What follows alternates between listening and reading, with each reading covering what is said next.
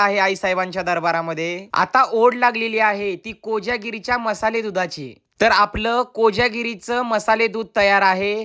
तर यामध्ये चंद्राची किरणं देखील तुम्ही बघू शकता। यावर्षी पाऊस नसल्यामुळे चंद्राची किरणं अगदी स्पष्टपणे या दुधामध्ये पडत आहेत। या मसाला दुधाची पूजा वगैरे करून घेतलेली आहे आपण।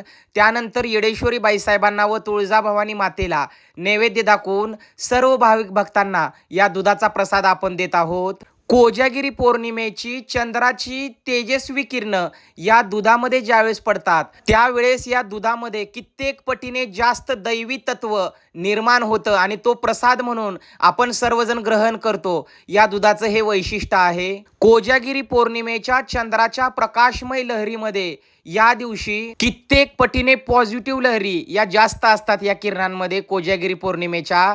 त्यामुळे ती लहरी किंवा किरणं दुधामध्ये पडल्यानंतर त्या दुधाचं देखील अमृतमय दूध होतं आणि ते आपण प्राशन केल्यामुळे आपल्याला शरीर, स्वास्थ्य, आरोग्य याच्यामध्ये अगदी वर्षभर देवीचा कृपा आशीर्वाद या भक्तांवर राहतो, हीच धारणा आहे भक्तांमध्ये। तर सर्व भक्तांनी येडेश्वरी बाईसाहेबांना दुधाचा नैवेद्य दाखवून सर्वांनी देखील प्रसाद म्हणून ग्रहण केलेला आहे। तर आई येडामाई, दरवर्षी तुझा हा दरबार अगदी याच पद्धतीने प्रफुल्लित होऊन जाऊ दे आणि सर्व महिलांनी तुझ्या दरबारामध्ये आनंद लुटू दे, हीच तुझ्या चरणी प्रार्थना। त्यानंतर सांस्कृतिक कार्यक्रमामध्ये जे जे भक्त विजयी झाले होते त्यांना श्रीफळ व आईसाहेबांची मानाची ओटी देऊन सन्मानित करण्यात आलं।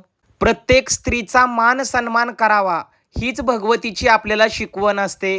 मी तर प्रत्येक स्त्रीमध्ये माझ्या येडामाईला सूक्ष्म रूपाने पाहतो। अगदी सर्वांचा फुल नाही फुलाची पाकळी देऊन सन्मान केल्यानंतर बाईसाहेबांची मानाची आरती देखील करून घेतलेली आहे आपण। येडामाईचं आजचं रूप किती सुंदर दिसत आहे तुम्ही बघू शकता। अगदी साधी भोळी पूजा आहे तरी देखील